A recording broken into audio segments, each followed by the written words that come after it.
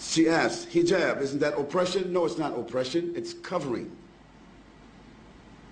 The women covering their heads or covering their bodies is not an oppression. Their husband didn't tell them to do that. Their fathers didn't tell them to do that. Their sons didn't tell them to do that. The imam didn't say to do that. God said, for the Muslim ladies,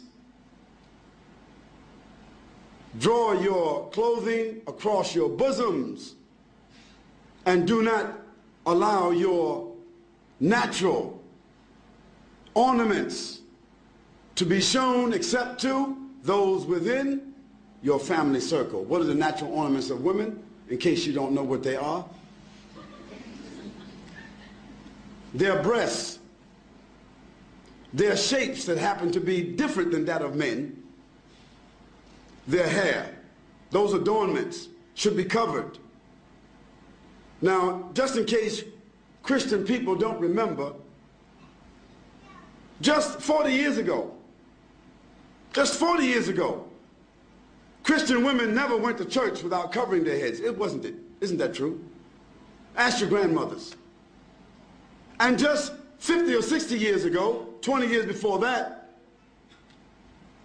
a Christian woman would never come outside with a short skirt, even. Even the nuns themselves today have succumbed to modernity. Because the nuns who committed themselves to the church and a religious life, how did they dress? They're not Muslims. They covered themselves. They covered themselves with an outer garment, and nothing on them was seen except the face and the hands. So if that was accepted by Christianity, it was accepted by religion. That wasn't something just that Muslim women were told, but Jewish women, Christian women, and Muslim women were ordered to do that in their scriptures. Now the fact that the modern civilizations chose to tell women they don't have to wear that and they can wear bikinis doesn't mean that God is wrong and they are right. Now for the Muslim lady, the wearing of the hijab is a protection for her. It's a distinction for her.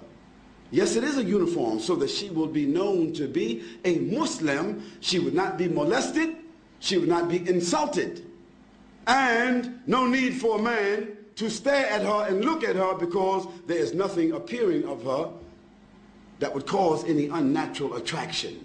Therefore, it is more than likely she can come and go with decency and dignity, and that her natural ornaments will not create an inordinate liability for her, like so happens when you see women wearing jeans and clothing that seem as if they painted it on themselves. Now all you have to do is look at these two women and you can see the problems that exist. Now of course, it doesn't mean that every woman that doesn't cover herself completely, it doesn't mean that she's immoral, it doesn't mean that. But the Quran gives to the Muslim women what we consider to be an ounce of prevention is worth what? What is it called? An ounce of prevention is worth what? A pound of cure. So just like any one of you, if I asked you, what's your PIN number? You wouldn't tell me. If I came to visit you in your house, you wouldn't have your certificates of deposit in front of me. You wouldn't have your jewels in front of me. You wouldn't have your stack of money or your savings in front of me, distributed just because I'm a friend and everything should be transparent. No, you have those valuables in a place that is safe. Might be a bank, might be a safety deposit box. Well, that's just money. That's just tangible things. So don't blame us and don't blame God if he tells us that our mothers and our wives and our daughters, that they should be covered and in a safe place. The person asked about segregation. Why do Muslim women, why are they segregated? They're not segregated.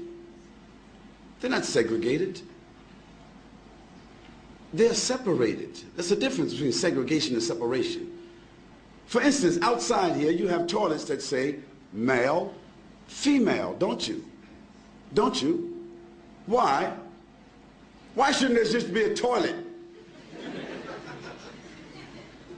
Because there are sensitivities that we as moral, decent, dignified, educated people accept, that there are sensitivities and privacy that the female would like to have as opposed to just walking into an open toilet.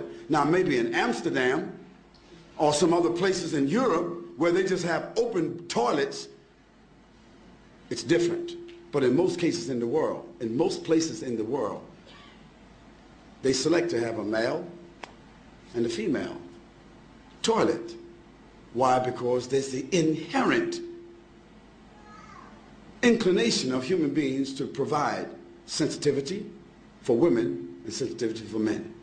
Now in Islam, for us, it's not a matter of being inherent. It is something which is God-given inspiration to do what? To separate the sexes. That means the genders. Doesn't mean absolute separation, like we can't see each other, we can't talk to each other, but generally, my wife just doesn't, I don't go to another man's house and I just sit down with his wife and dance with his wife, and he sit down and dance with my wife, and this is a matter of friendship. Bob, just drop over anytime you like. Okay? We don't do that. No, I come to visit Bob or Abdullah. Abdullah's wife comes to visit my wife. I don't socialize with his wife, and he doesn't socialize with my wife. Although there may be occasions where we eat together, our families socialize together, but generally, after boys and girls reach the age of 7, the Prophet said, even if they're brothers and sisters, separate them from the bed. And when they get to the age of menstruation and they realize another level of consciousness, then give them separate rooms. What to do what? To preserve and protect them from tendencies that human beings have, tendencies that has manifested itself in civilizations where they don't do that protection. So we are obeying Almighty God. That's what we're doing. And sometimes we just have to believe what God orders us to do and benefit from the medicine. Sometimes when we don't follow what God tells us to do, then we see later on the reasons why.